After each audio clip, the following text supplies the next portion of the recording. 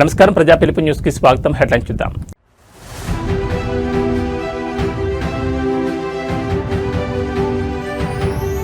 TDP digital Mahanadu సరికొత్త record. Virtual విధానంలో 7.50 లక్షల మంది హాజరు.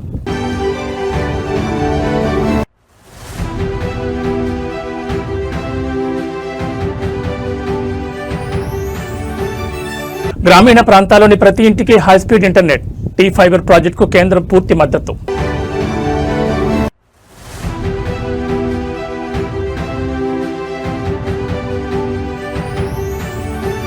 మౌలిక వసతుల కల్పనే లక్ష్యం. ప్రధాని మోదీ అధ్యక్షతన 51వ ప్రగతి ఉన్నత స్థాయి సమీక్ష.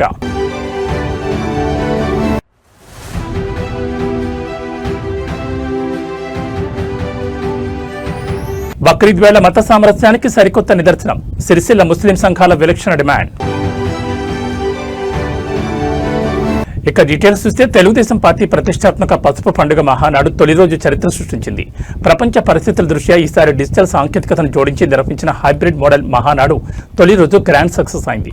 చరిత్రలో ఎన్నడూ లేని విధంగా ఏకంగా 7.50 లక్షల మంది కార్యకర్తలు, అభిమానులు ప్రపంచవ్యాప్తంగా వర్చువల్ విధానంలో హాజరై ఈ పసుపు పండుగను జయప్రదం చేశారు.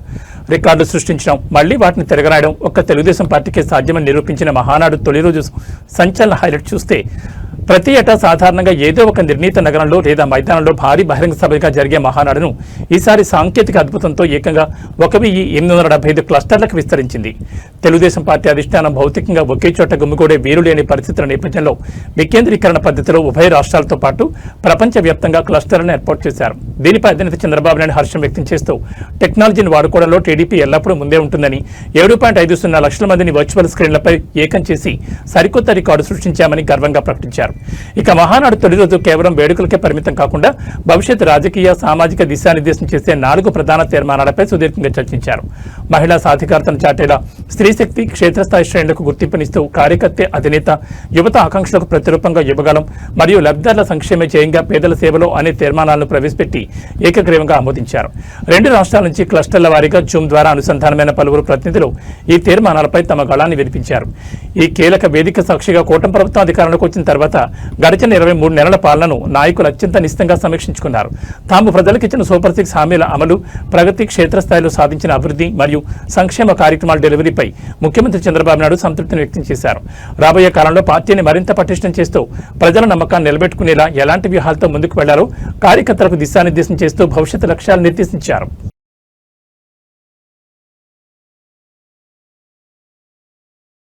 మంగళగిరిలోని తెలుగుదేశం పార్టీ కేంద్ర కార్యాలయంలో పసుపు పండుగ మహానాడు 2026 వేడుకలు 2వ రోజు రణరంగంగా మారాయి. మహానాడు వేదిక పార్టీ జాతీయ ప్రధాన కార్యదర్శి నారా లోకేష్ ప్రత్యర్థులపై మునిపెన్నడూ లేని విధంగా నిప్పులు చెరిగారు. దేశ రాజకీయాల్లోని ఒక చారిత్రాత్మక ప్రకటన చేస్తూ, పార్లమెంట్లో మహిళా బిల్లు పాస్ అయినా అవ్వకపోయినా వచ్చే ఎన్నికల్లో టీడీపీ తరఫున మహిళలకు ఏకంగా 33% సీట్లు కేటాయిస్తామని ప్రకటించి సరికొత్త సంచలనానికి తెరలేపారు. నాది స్టాన్ఫోర్డ్ హిస్టరీ, మీది 10th క్లాస్ పేపర్ కొట్టేసిన సైకో హిస్టరీ. మహానాడు 2వ రోజు సెషన్లో స్త్రీశక్తి తీర్మానంపై నారా లోకేష్ అత్యంత కీలకమైన ప్రసంగం చేశారు. పార్లమెంట్లో బిల్లు పాస్ అయినా అవ్వకపోయినా తెలుగుదేశం పార్టీ తరఫున వచ్చే ఎన్నికల్లో మహిళలకు 33% సీట్లు కేటాయించి తీరుతాం. ఈ మేరకు మహానాడులో అధికారిక తీర్మానం ప్రవేశపెట్టాం. ఇది కేవలం మాట కాదు, మా సంకల్పం, మా బాధ్యత, మా కమిట్మెంట్ అంటూ లోకేష్ స్పష్టం చేశారు. ఈ చారిత్రాత్మక ప్రకటనతో మహానాడు సభ ప్రాంగణం ఒక్కసారిగా కరతాళధ్వనులతో మారుమోగిపోయింది. ఇదే వేదికపై నుండి ప్రతిపక్ష వైఎస్ఆర్ కాంగ్రెస్ పార్టీకి లోకేష్ ఛాలెంజ్ విసిరారు. కూటమి ప్రభుత్వ అభివృద్ధి, సంక్షేమ పాలనపై చర్చించడానికి తాము ఎప్పుడు సిద్ధమే అన్నారు. మీకు దమ్ముంటే టైం డేట్ ఫిక్స్ చేయండి. ఎక్కడైనా ఏ వేదికపైనా అభివృద్ధిపై చర్చకు నేను వస్తాను. అది ఆఫ్లైన్ అయినా లేదా హైబ్రిడ్ మోడల్ అయినా సరే. మీ టీం 11కు మాత్రమే మా చేతిలో బ్యాటింగ్ తప్పదంటూ ఎద్దే వచ్చేశారు. కూటమి ప్రభుత్వం గడిచిన 23 నెలలు సాధించిన ప్రగతిని ప్రజల ముందు ఉంచడానికి తాము సిద్ధంగా ఉన్నామని ధీమా వ్యక్తం చేశారు. ఇక వైఎస్ వివేకానంద రెడ్డి హత్య కేసును ప్రస్తావిస్తూ లోకేష్ అత్యంత తీవ్రమైన పదజాలంతో విరుచుకుపడ్డారు. సొంత బాబాయిని గొడ్డలతో దారుణంగా చంపింది నిజం కదా? సమాధానం చెప్పలేక దాన్ని గుండెపోటుగా చిత్రీకరించాలని చూశారు. అందుకే మీది పక్కా గొడ్డల పార్టీ, మీ నాయకుడు ఒక సైకో అంటూ మండిపడ్డారు. అంతేకాకుండా తన విద్యాభ్యాసాన్ని నిందిస్తూ విమర్శలు చేసే వారికి గట్టి కౌంటర్ ఇస్తూ 10th క్లాస్ పరీక్షా పేపర్ కొట్టేసిన నల్లటి చరిత్ర మీ సైకోది. అయితే ప్రపంచంలోని అత్యుత్తమైన స్టాన్ఫోర్డ్ విశ్వవిద్యాలయంలో చదువుకున్న గొప్ప హిస్టరీ నాది అంటూ లోకేష్ సభార్పిస్తారు.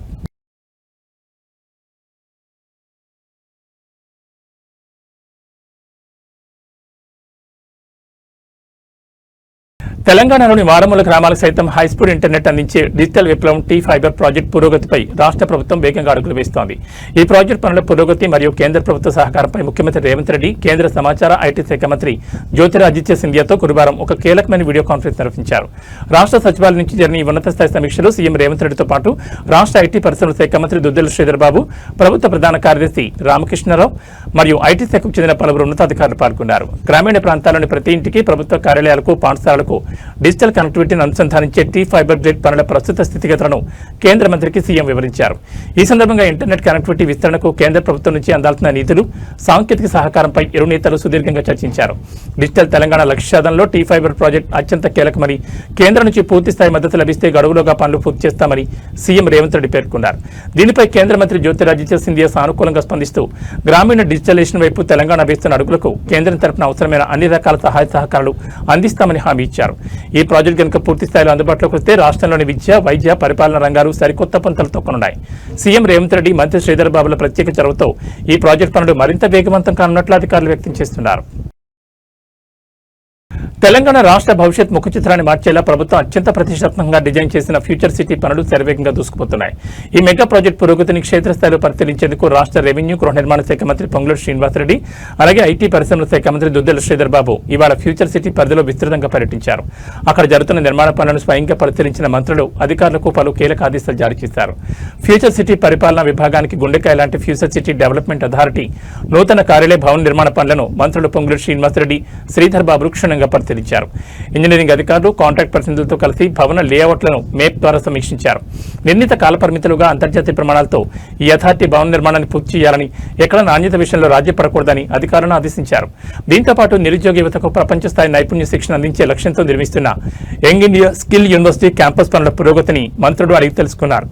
మొదటి దశ అకాడమిక్ బ్లాకులు, ల్యాబ్ల నిర్మాణ దశ ఎంతవరకు వచ్చింది, వచ్చే విద్యా సంవత్సరానికి మౌలిక వసతులు ఎలా సిద్ధమవుతున్నాయి అనే అంశాలపై అధికారులతో సుదీర్ఘంగా చర్చించారు. ఈ యూనివర్సిటీ ద్వారా పరిశ్రమల అవసరాలకు తగ్గట్టుగా అడ్వాన్స్డ్ కోర్సులను అందుబాటులోకి తీస్తున్నట్లు మంత్రులు వెల్లడించారు. ఈ పర్యటన సందర్భంగా మంత్రులు మీడియా ప్రతినిధులతో మాట్లాడుతూ ఫ్యూచర్ సిటీ కేవలం తెలంగాణకే కాదు, మొత్తం భారతదేశానికి ఒక తలమానికంగా నిలవబోతుందని ధీమా వ్యక్తం చేశారు. రాబోయే రోజుల్లో ప్రపంచ స్థాయి ఐటీ, ఏఐ, ఫార్మా మరియు ఎలక్ట్రానిక్స్ దిగ్గజ కంపెనీలకు ఈ నగరం ప్రధాన కేంద్రంగా మారుతుందని చెప్పారు. అంతర్జాతీయ పెట్టుబడులను ఆకర్షించేలా, లక్షలాది మంది యువతకు ఉపాధి కల్పించేలా రోడ్లు, మెట్రో కనెక్టివిటీ, అంతరాయం లేని విద్యుత్ వంటి మౌలిక వసతులను శరవేగంగా సిద్ధం చేస్తున్నట్లు స్పష్టం చేశారు. కార్యాలయం ప్రారంభోత్సవానికి సంబంధించి ముఖ్యమంత్రి గారి చేతుల మీదుగా జూన్ 2 కానీ 3 కానీ నిర్ణయం చేయబోతాము. ఆ సందర్భంలో ఇక్కడ జరుగుతూ ఉన్న పనులను పర్యవేక్షించడానికి నేను రెవెన్యూ మంత్రి గారు శ్రీనివాసరెడ్డి గారు రావటం జరిగింది. చాలా ప్రతిష్టాత్మకంగా తీసుకున్న ఈ ఫ్యూచర్ సిటీ డెవలప్మెంట్కి సంబంధించి రేపు రాబోయే కాలంలో ప్రపంచవ్యాప్తంగా ఒక గ్లోబల్ సిటీని చేయాలనే ఆలోచన పరంగా ఇక్కడ తీసుకుంటా ఉన్న ప్రతి నిర్ణయం, ప్రతి కార్యాచరణ గ్లోబల్ స్టాండర్డ్స్గా ఉండాలని ఒక అభిప్రాయంతో ముందుకెళ్తా ఉన్నాం. ఆ క్రమంలోనే రాబోయే కాలంలో కూడా మేము ఈరోజు పునాదులు వేస్తూ ఉన్నాం. పునాదులపై బిల్డింగ్స్లు కూడా కడతాం. మా హయాంలోనే సిటీని నిర్మాణం కూడా చేస్తాం.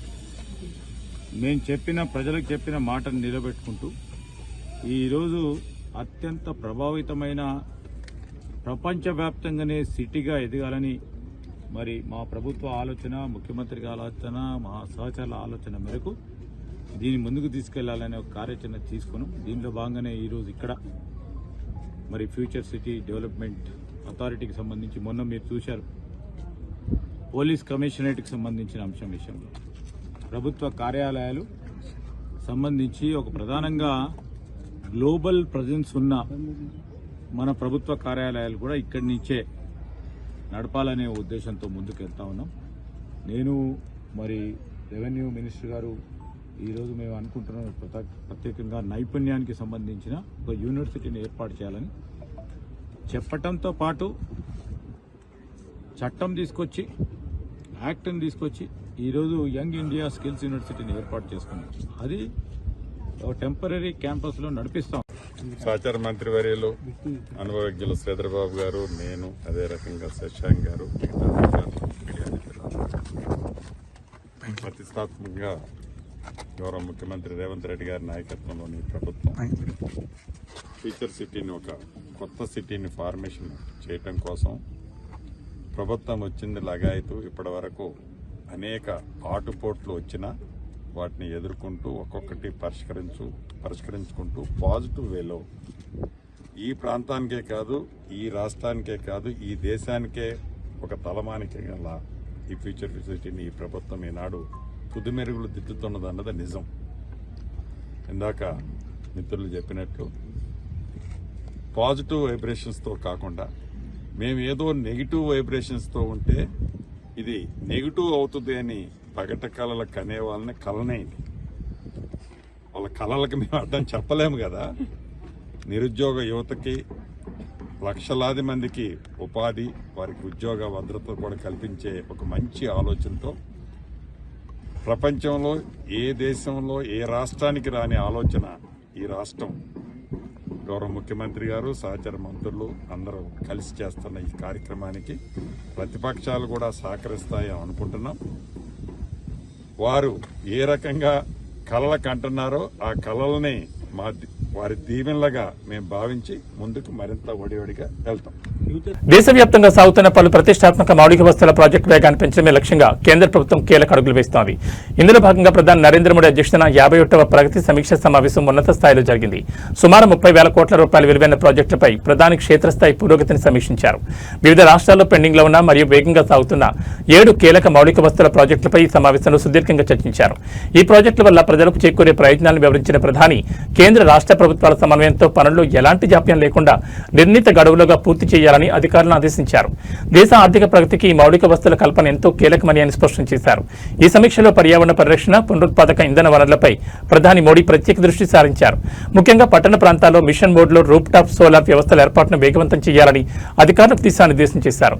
దీంతో పాటు నగరాల్లో వ్యర్థాల నిర్వహణను మెరుగుపరచాలని, పల్లెల్లో మరియు పట్టణ శివార్లలో గోబర్ధన్ ప్లాంట్ల నిర్మాణాన్ని యుద్ధ ప్రాతిపదికన పూర్తి చేయాలని సూచించారు. వ్యర్థాల నుంచి సంపద సృష్టి, ఇంధన స్వయం సమృద్ధి లక్ష్యంగా కేంద్రం తీసుకున్న ఈ నిర్ణయాలు క్షేత్రస్థాయిలో విప్లవాత్మక మార్పులు తీసుకురానున్నాయి. ప్రధాని స్వయంగా సమీక్షించడంతో ఈ 30,000 కోట్ల ప్రాజెక్టుల పనులు మరింత వేగవంతం కానున్నాయి.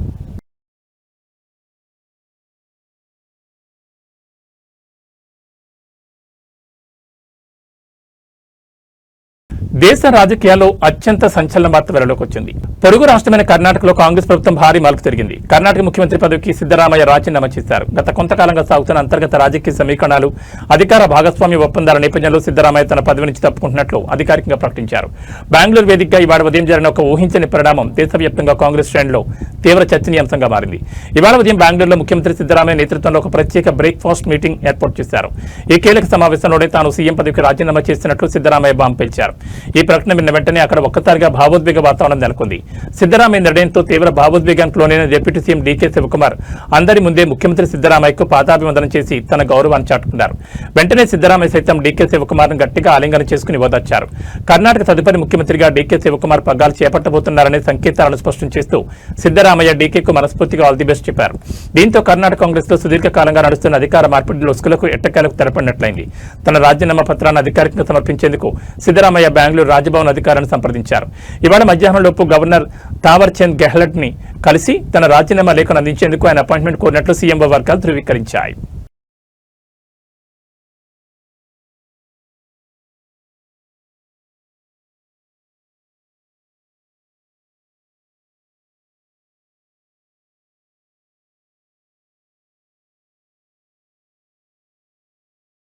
రాజన్న సిరిసిల్ల జిల్లా కేంద్రంలో ఒక ఆసక్తికరమైన వినూత్నమైన ఘట్టం చోటు చేసుకుంది. బక్రీద్ పండుగ వేళ స్థానిక ముస్లిం సోదరులు, ముస్లిం సంఘాల నాయకులు ఒక విలక్షణమైన డిమాండ్తో ముందుకొచ్చారు. గోమాతను భారతదేశ జాతీయ జంతువుగా ప్రకటించాలంటూ వారు ప్లకార్డులు ప్రదర్శించడం ఇప్పుడు 2 రాష్ట్రాల్లోనూ చర్చనీయాంశంగా మారింది. ఈ రోజు ఉదయం బక్రీద్ పండుగ ప్రార్థనల అనంతరం సిరిసిల్లలో ముస్లిం సంఘాల ప్రతినిధులు, యువకులు పెద్ద ఎత్తున రోడ్లపైకి వచ్చారు. వారి చేతుల్లో ఆవును జాతీయ జంతువుగా ప్రకటించాలని రాసి ఉన్న ప్లకార్డులు అందరినీ ఆకర్షించాయి. దేశంలో మత సామరస్యం వర్ధిల్లాలని, హిందువులు పవిత్రంగా భావించే గోమాతకు అత్యున్నత గౌరవం దక్కాలని సందర్భంగా వారు ఆకాంక్షించారు. పండుగ రోజున ఇలాంటి డిమాండ్ చేయడం ద్వారా సమాజానికి ఒక మంచి సందేశాన్ని ఇస్తున్నామని వారు పేర్కొన్నారు. ఈ సందర్భంగా ముస్లిం సంఘాల నాయకులు మాట్లాడుతూ భారతదేశం భిన్నత్వంలో ఏకత్వానికి ప్రతీకని, అన్ని మతాల ఆచారాలను నమ్మకాలను గౌరవించడం అందరి బాధ్యతని స్పష్టం చేశారు. పరస్పర గౌరవభావంతోనే దేశం ముందడుగు వేస్తుందని, కేంద్ర ప్రభుత్వం తక్షణమే స్పందించి ఆవుకు జాతీయ జంతువు హోదా కల్పించేలా చట్ట సవరణ చేయాలని కోరారు. పండగ పూట సిరిసిల్ల ముస్లిం సోదరులు తీసుకున్న ఈ విషయంపై స్థానిక ప్రజల నుంచి, వివిధ వర్గాల నుంచి పెద్ద ఎత్తున ప్రశంసలు వ్యక్తమవుతున్నాయి. సిరిసిల్ల వేదికగా సాగిన ఈ వినూత్న ప్రదర్శన మత సామరస్యానికి సరికొత్త నిదర్శనంగా నిలిచింది. పండుగ శుభాకాంక్షలు తెలుపుకుంటూనే సమాజంలో శాంతిని పెంపొందించేలా ముస్లిం సంఘాలు చేసిన ఈ డిమాండ్పై నెట్జన్లు సైతం సానుకూలంగా స్పందిస్తున్నారు. బక్రీద్ పండుగ సందర్భంగా మరి సిరిసిల్ల రజీద్ కమిటీ ఆధ్వర్యంలో ఏదైతే భారతదేశంలో ఈరోజు కొన్ని రాజకీయ శక్తులు, మతతత్వ శక్తులు కావాలని అల్లుడి రేపాలను తీస్తున్నారో దానికి మరి ఆవును జాతీయ జంతువుగా ప్రకటించాలి. జాతీయ జంతువుగా ప్రకటిస్తేనే ఆవును కొనడం కానీ అమ్మడం కానీ నేరమని అందరికీ తెలుస్తుందనే భావనతో మరి ఈరోజు మేము ఆవును జాతీయ జంతువుగా ప్రకటించాలి. అలా ప్రకటిస్తే ఏ రాజకీయ పార్టీలు కానీ, ఏ రాజకీయ నాయకులు కానీ దీని ద్వారా లబ్ధి పొందడానికి అవకాశం లేకుండా అవుతుంది, వారికి ఒక గుణపాఠంగా అవుతుంది. కాబట్టి మేము ఆవులను ఎలాంటి పరిస్థితుల్లో కోయకూడదని భారతదేశంలో మత పెద్దలందరూ నిర్ణయించాం. కాబట్టి సిరిసిల్ల మస్జిద్ కమిటీ ఆధ్వర్యంలో కూడా మరి ఆవును జాతీయ జంతువుగా ప్రకటించాలని మేము కేంద్ర ప్రభుత్వాన్ని కోరుతున్నాం. భాగ్యనగరంలో మరోసారి భారీ హవాలా డబ్బు కలకలం రేపింది. ముంబై నుంచి రైలు మార్గంలో గుట్టు చప్పుడు కాకుండా హైదరాబాద్ తరలిస్తున్న కోట్లాది రూపాయల అక్రమ నగదును సికింద్రాబాద్ రైల్వే స్టేషన్లో టాస్క్ ఫోర్స్ మరియు రైల్వే పోలీసులు పక్కా సమాచారంతో పట్టుకున్నారు. దేవగిరి ఎక్స్ప్రెస్ లో బ్యాగులో తరలిస్తున్న ఏకంగా 1,22,00,000 హవాలా రొక్కాన్ని అధికారులు స్వాధీనం చేసుకున్నారు. ముంబైకి చెందిన ప్రధాన హవాలా ఏజెంట్ విజయ్ అంబదాస్ను పోలీసులు బేడీలు వేశారు. ముంబై నుంచి సికింద్రాబాద్ వస్తున్న దేవగిరి ఎక్స్ప్రెస్ రైల్లో భారీగా హవాలా డబ్బు తరలుతోందంటూ పోలీసులకు ముందస్తుగా విశ్వసనీయ సమాచారం అందింది. దీంతో అప్రమత్తమైన రైల్వే రక్షణ దళం మరియు స్థానిక పోలీసులు సికింద్రాబాద్ రైల్వే స్టేషన్లో సదరు రైలు రాగానే గాలింపు చర్యలు చేపట్టారు. ఒక బోగీలో అత్యంత అనుమానాస్పదంగా భారీ ట్రావెల్ బ్యాగ్లతో కూర్చుని ఉన్న ముంబైకి చెందిన విజయ్ అంబదాస్ అనే వ్యక్తిని పోలీసులు అదుపులోకి తీసుకున్నారు. అతడి వద్ద ఉన్న లగేజీని క్షుణ్ణంగా తనిఖీ చేయగా అధికారుల మైండ్ బ్లాక్ అయింది. నిందితుడు విజయ్ అంబదాస్ తీసుకొచ్చిన బ్యాగులను తెరిచి చూడగా అందులో వందల కొద్ది 500 రూపాయల నోట్ల కట్టలు లభ్యమయ్యాయి. నోట్ల కట్టలను చూసి నిర్ఘాంతపోయిన పోలీసులు వెంటనే నగదు లెక్కింపు యంత్రాలను తెప్పించి లెక్కించగా అది ఏకంగా 1,22,00,000గా తేలింది. ఈ భారీ మొత్తానికి సంబంధించిన ఎలాంటి అకౌంట్ బుక్స్ కానీ, రసీదులు కానీ, బిల్లులు కానీ నిందితుల వద్ద లేకపోవడంతో అది పక్కా హవాలా డబ్బేనని పోలీసులు నిర్ధారించారు. దీంతో ఆ నగదు మొత్తాన్ని తక్షణమే జప్తు చేశారు. పట్టుబడిన హవాలా ముఠా లింకులపై పోలీసులు నిందితుడు విజయ్ అంబదాస్ను ముమ్మరంగా విచారిస్తున్నారు. ముంబైకి చెందిన ఏ హవాలా వ్యాపారి ఈ డబ్బును పంపాడు, భాగ్యనగరంలో ఈ 1.22 కోట్లు ఎవరికి అందజేయాల్సి ఉంది, దీని వెనుక ఏమైనా రాజకీయాలు లేదా రియల్ ఎస్టేట్ శక్తులు వస్తుందా అనే కోణంలో ఆరా తీస్తున్నారు. కాగా పట్టుబడిన నగదు ₹1,00,00,000 పైగా ఉన్నందున రైల్వే పోలీసులు ఈ కేసును తదుపరి విచారణ నిమిత్తం ఆదాయ పన్ను శాఖ అధికారులకు అప్పగించేందుకు సిద్ధమయ్యారు.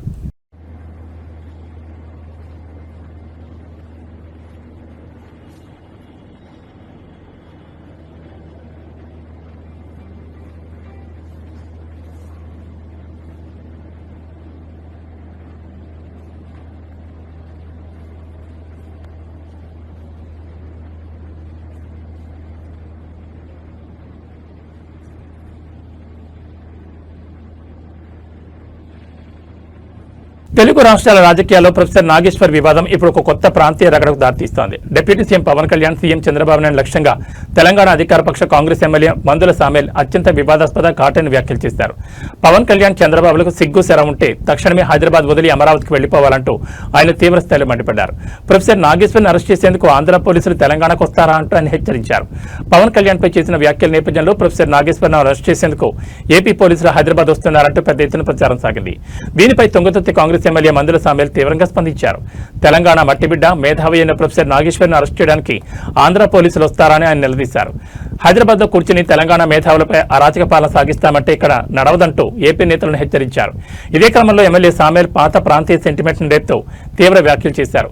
ఏదో పోనీలే బతకమని వదిలిస్తే మా మీదనే పెత్తనం చేస్తారంటూ ఘాటుగా వ్యాఖ్యానించారు. అసలు ఎక్కడి ఆంధ్ర, ఎక్కడ తెలంగాణ, గల్లాపట్టి నూకితే ఎప్పుడూ పారిపోయారని, అయినా సిగ్గు శరం లేకుండా ఇంకా జూబ్లీ హిల్స్ లో ఎందుకుంటున్నారని చంద్రబాబు, పవన్ కళ్యాణ్ ఉద్దేశించి ప్రశ్నించారు. తెలంగాణ నుంచి ఏ ఒక్క వ్యక్తి కూడా ఆంధ్రాకి వెళ్లడం లేదని, కానీ ఆంధ్ర నేతలు మాత్రం ఇక్కడే ఉంటూ పెత్తనం చెలాయించాలని చూస్తున్నారని మండిపడ్డారు. పవన్ కళ్యాణ్ కళ్యాణ్ మరియు అమిత్ షా భేటీపై ప్రొఫెసర్ నాగేశ్వర్ చేసిన విశ్లేషణలపై ఇప్పటికే ఏపీలో జనసేన నేతలు పలు కేసులు నమోదు చేశారు. ఈ నేపథ్యంలో ఇరు పక్షాల మధ్య మాటల యుద్ధం జరిగింది. రాజకీయ విశ్లేషణ చేస్తే కేసులు పెడతారా అని ఒకవైపు కాంగ్రెస్ బీఆర్ఎస్ నేతలు అంటుంటే పవన్ కళ్యాణ్ ను వ్యక్తిగతంగా టార్గెట్ చేస్తే ఊరుకునేది లేదని జనసేన శ్రేణులు స్పష్టం చేస్తున్నాయి. ఈ క్రమంలో ఎమ్మెల్యే సామేల్ చేసిన ఈ వ్యాఖ్యలు ఇప్పుడు 2 రాష్ట్రాల వ్యాప్తంగా హాట్ టాపిక్ గా మారాయి. ప్రొఫెసర్ నాగేశ్వర్ గారి మీద ఆంధ్ర పోలీసులు అడవుడు బొప్పలోడు అని పేరేందో పవన్ కళ్యాణ వాడొచ్చి వాడు బొప్పల రంగు రాసుకొని తుప్పుడు ఆడుకుంటా ఆ మేధావి మీద నాగేశ్వర్ అనే డాక్టర్ నాగేశ్వర్ అనే ఒక ప్రొఫెసర్ మీద, ఆయన ఉస్మానియా యూనివర్సిటీ ప్రొఫెసర్, ఆయన భారతదేశంలో కాదు ప్రపంచ దేశాలలో జ్ఞానవంతునిగా ఎనాలిసిస్ట్ గా పేరుగాంచిన వాడు ఆయన. అసలు మీద ఆంధ్ర పోలీసులు వచ్చి పట్టుకపోతారు, తొక్కుడు వస్తారు. ఇంకెక్కడ ఆంధ్ర ఎక్కడిదెక్కడ ఎప్పుడు గల్లబడి గుంజుతని వెళ్ళిపోయి ఇంకెక్కడ ఈడ వచ్చి చంద్రబాబు నాయుడు తవరం పెట్టి, పవన్ కళ్యాణ్ తవరం పెట్టి, అక్కడ మీ అమరావతిలో పోయి ఏడవండి, హైదరాబాద్ లో జూబిలీస్ లో అయ్యే జాగిరున్నది. ఇంకా సిగ్గు శరముటి వెళ్ళిపోవాలి. ఇక్కడున్న మేధావుల మీద, ఇక్కడున్న సామాజిక ఉద్యోగాల మీద మీరు చేస్తున్న అరాచక పాలన ఇది నడవదని కూడా హెచ్చరిస్తా ఉన్నాం. మీ తెలంగాణ, మీ ఆంధ్రణ ఒక్క తెలంగాణ కూడా వస్తలేడు. కానీ వలస వచ్చారు, బతకనికి వచ్చాడు, బతకనట్టు ఉండాలి. కానీ మా మీద పెత్తనం చేస్తే ఊరుకునే లేదు. అందుకోసమే 60 సంవత్సరాల ఆంధ్ర వలస పాలనకి నలిపోయిన తెలంగాణ ప్రజానికం మా తెలంగాణ మాకు కావాలని శంకరావు పూంచి ఇవాళ సోనియా గాంధీ తెలంగాణ ఇస్తే మీరు వచ్చి హైదరాబాద్ అడ్డబెట్టి హైదరాబాద్ రాగం చేయాలని ప్రయత్నం చేస్తారా? కానీ మీ ఆటలు నడవ బిడ్డ చంద్రబాబు నువ్వు తెలంగాణతో పెట్టుకుంటే తిరలైపోయినావు. ఆ ఏడుపేందో అమరావతిలో ఏడుపు, లేకపోతే అక్కడ కంకిపాడు కొంపాడు ఏడు. కానీ మా దగ్గర ఈ ఆటలు నడవాయి. తెలుగు గుండెల్లో సదా సజీవంగా నిలిచే యుగ పురుషుడు, తెలుగు జాతి ఆత్మగౌరవ ప్రతీక స్వర్గీయ నందమూరి తారక రామారావు 103వ జయంతి వేడుకలు ఇవాళ 2 రాష్ట్రాల వ్యాప్తంగా ఘనంగా జరుగుతున్నాయి. ఈ సందర్భంగా హైదరాబాద్ హుస్సేన్ సాగర్ తీరాన ఉన్న ఎన్టీఆర్ ఘాట్ వద్ద తెల్లవారుజామునే భక్తి శ్రద్ధలతో ప్రత్యేక నివాళులర్పించారు ఆయన మనవడు గ్లోబల్ స్టార్ జూనియర్ ఎన్టీఆర్. తన తాతగారి స్మృతులను స్మరించుకుంటూ తారక్ అర్పించిన అంజలి ఘాట్ పరిసరాల్లో నందమూరి అభిమానులు సరికొత్త ఉత్సాహాన్ని నింపింది. ప్రతి ఏటా తన తాతగారి జయంతి వర్ధంతుల సందర్భంగా ఎన్టీఆర్ ఘాట్ను సందర్శించడం జూనియర్ ఎన్టీఆర్కు ఒక ఆనవాయితీ. అందులో భాగంగానే ఇవాళ ఎన్టీఆర్ 103వ జయంతిని పురస్కరించుకుని అభిమానులకు ఎలాంటి ఇబ్బందులు కలగకుండా ఉండేందుకు తారక్ తెల్లవారుజామునే ఎన్టీఆర్ ఘాట్కు చేరుకున్నారు. జూనియర్ ఎన్టీఆర్ రాకను గమనించిన నందమూరి అభిమానులు, కార్యకర్తలు ఘాట్ పరిసరాలకు భారీగా తరలివచ్చారు. జోహార్ ఎన్టీఆర్, జై ఎన్టీఆర్ అంటూ అభిమానులు చేసిన నినాదాలతో ఆ ప్రాంతమంతా మారుమోగిపోయింది.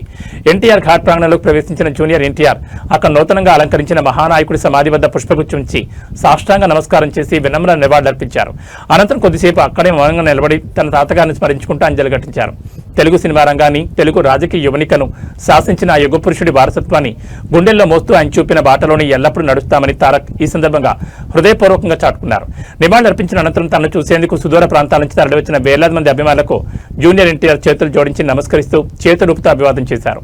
ఎన్టీఆర్ 103వ జయంతి సందర్భంగా నందమూరి కుటుంబ సభ్యులు, పలువురు రాజకీయ సినీ ప్రముఖులు కూడా ఇవాళ ఉదయం నుంచి ఎన్టీఆర్ ఘాట్కు చేరుకుని అంజలి ఘటిస్తున్నారు. ఎన్టీఆర్ ఘాట్ వద్ద ఎలాంటి అవాంఛనీయ సంఘటనలు జరగకుండా పోలీసులు ముందస్తుగా భారీ బందోబస్తు ఏర్పాటు చేశారు.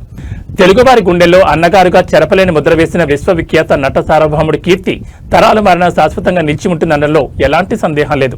తాతకు తగ్గ మనవడుగా గ్లోబల్ స్థాయిలో తెలుగు సినిమా సత్తా చాటుతున్న తారక్ నివాళి ఇవాళ నందమూరి శ్రేణిలో ఒక ప్రత్యేక ఆకర్షణగా నిలిచింది.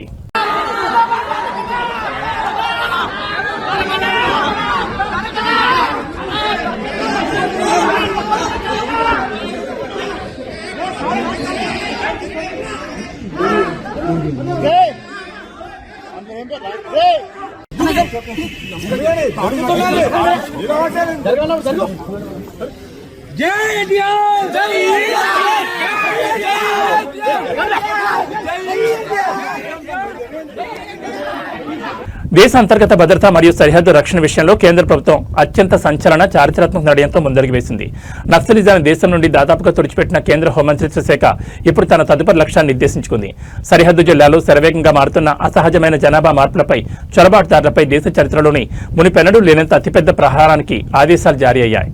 దేశ సరిహద్దుకు ఇరువైపులా ఉన్న 15 కిలోమీటర్ల పరిధిలోని అన్ని రకాల అక్రమ నిర్మాణాలను బుల్డోజర్ల ద్వారా పూర్తిగా కూల్చివేయాలని కేంద్ర హోంమంత్రి ఆదేశించడం ఇప్పుడు దేశవ్యాప్తంగా సంచలనం రేపుతోంది. గతంలో నక్సలైట్లను, నక్సలిజాన్ని పూర్తిగా దేశం నుండి తుడిచిపెట్టడానికి కేంద్ర ప్రభుత్వం ఒక నిర్దిష్టమైన గడువును ప్రకటించినప్పుడు చాలా మంది ప్రతిపక్ష నేతలు, విశ్లేషకులు ఎగతాళి చేస్తున్నవారు. 50 ఏళ్లుగా దేశాన్ని పట్టుపెడిస్తున్న ఇంత పెద్ద అంతర్గత సమస్యను వీరు ఎలా ముగిస్తారు అని ప్రశ్నించారు. కానీ కేంద్ర హోంమంత్రిత్వ శాఖ పక్కా వ్యూహంతో భద్రతా బలగాలకు పూర్తి స్వేచ్ఛనిచ్చి నేడు ఆ సమస్యను దాదాపుగా ముగించి చూపించింది. ఇప్పుడు అదే తరహా పక్కా ఆపరేషన్ దేశ సరిహద్దులను అక్రమంగా దాటివచ్చే వారిపై మొదలైంది. సరిహద్దు జిల్లాల్లో దేశ భద్రతను మరింత కట్టుదిట్టం చేస్తూ హోంమంత్రి జారీ చేసిన లేటెస్ట్ కమాండ్ ప్రకారం సరిహద్దు ప్రాంతాల్లో చోటు చేసుకుంటున్న అసహజమైన జనాభా మార్పులను అరికట్టడమే ఎజెండాగా ఈ కఠిన చర్యలు ప్రారంభమవబోతున్నాయి. రక్షణ కవచం లాంటి సరిహద్దు రేఖకు ఇరువైపులా 15 కిలోమీటర్ల జోన్లో వెలిసిన ఎలాంటి అనుమతులు లేని అక్రమ కట్టడాలను, ఆశ్రయాలను బుల్డోజర్లతో నేలమట్టం చేయనున్నారు. ఈ భారీ ప్రహారం తాలూకా భయంతో దేశంలోకి అక్రమంగా ప్రవేశించిన లక్షలాది మంది చొరబాటుదారులు తిరిగి సరిహద్దుల వైపు పరుగులు తీస్తున్నట్లు నివేదికలు స్పష్టం చేస్తున్నాయి. దేశ భద్రత విషయంలో ఎలాంటి రాజీ పడే ప్రసక్తే లేదని కేంద్రం మరోసారి స్పష్టం చేసింది. సరిహద్దు వెంబడి గల అక్రమ నెట్వర్క్లను ఛేదించడం ద్వారా అంతర్గత రక్షణ మరింత సురక్షితం కాబోతోందని రక్షణ రంగ విశ్లేషకులు భావిస్తున్నారు.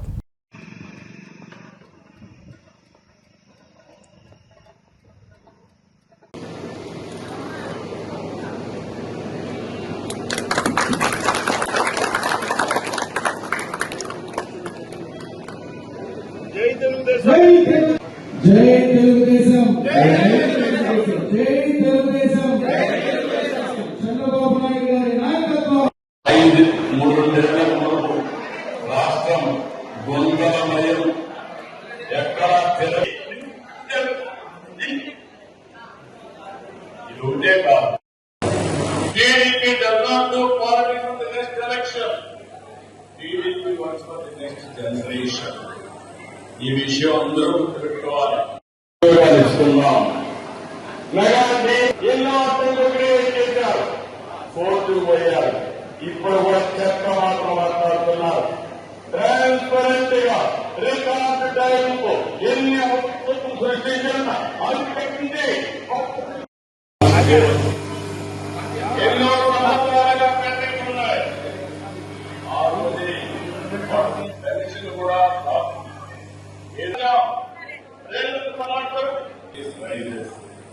యువ శక్తిని సమర్థవంతంగా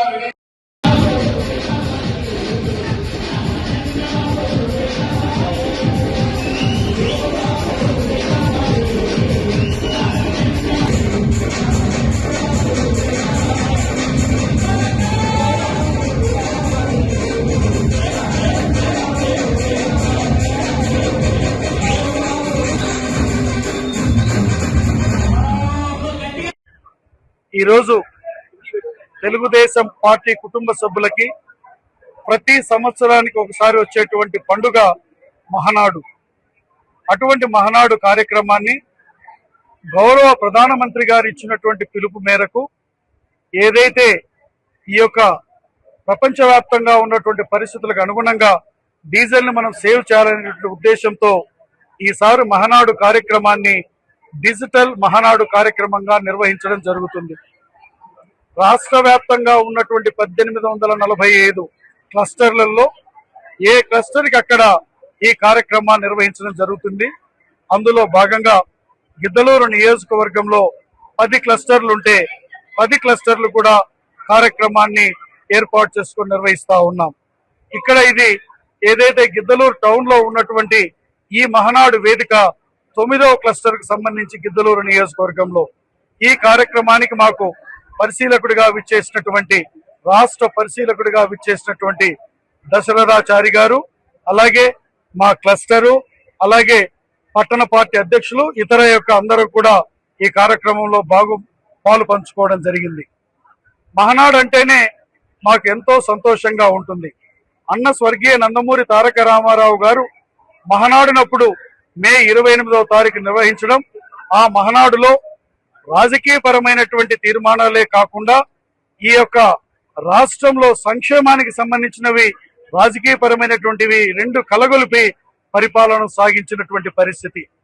దానికి ఇంకా అప్డేటెడ్ గా మన గౌరవ ముఖ్యమంత్రి గారు, జాతీయ తెలుగుదేశం పార్టీ అధినాయకులు నారా చంద్రబాబు నాయుడు గారు అప్డేటెడ్ గా ముందుకు పోయి ఇంకా మనకి అన్ని విధాలుగా మనకు ఒక విజనరీగా ముందుకు తీసుకొని పోయి 2047 విజనరీని ఈ రోజు ముందుంచి ఈ మహానాడులో దానికి సంబంధించి పలు తీర్మానాలను చేయడం కూడా జరుగుతుంది. పసిడి ప్రేమికులకు సామాన్య వినియోగదారులకు ఇవాళ ఒక అద్భుతమైన శుభవార్త. గత కొంతకాలంగా ఆకాశమే హద్దుగా దూసుకుపోతున్న పసిడి వెండి ధరలకు బ్రేకులు పడ్డాయి. హైదరాబాద్ బులియన్ మార్కెట్లో ఇవాళ బంగారం వెండి ధరలు భారీగా పతనమయ్యాయి.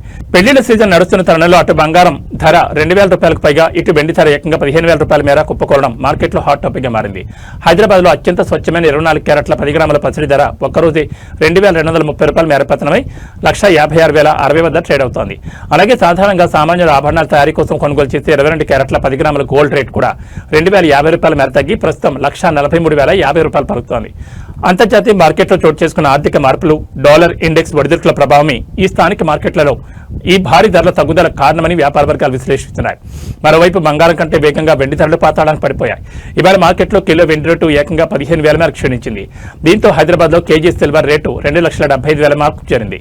గత కొన్ని వారాలుగా రికార్డు స్థాయిలో ట్రేడ్ అయిన వెండి ఒక్కసారిగా ఈ స్థాయిలో తగ్గడంతో షోరూంల వైపు కస్టమర్ల తాకిడి పెరిగే అవకాశం కనిపిస్తోంది. అయితే తెలుగు రాష్ట్రాల్లోని వివిధ ప్రాంతాల నగరాలను బట్టి స్థానిక పన్నులు, మేకింగ్ ఛార్జీల ఆధారంగా ఈ ధరల్లో స్వల్ప తేడాలు ఉండొచ్చని బులియన్ వర్గాలు స్పష్టం చేస్తున్నాయి.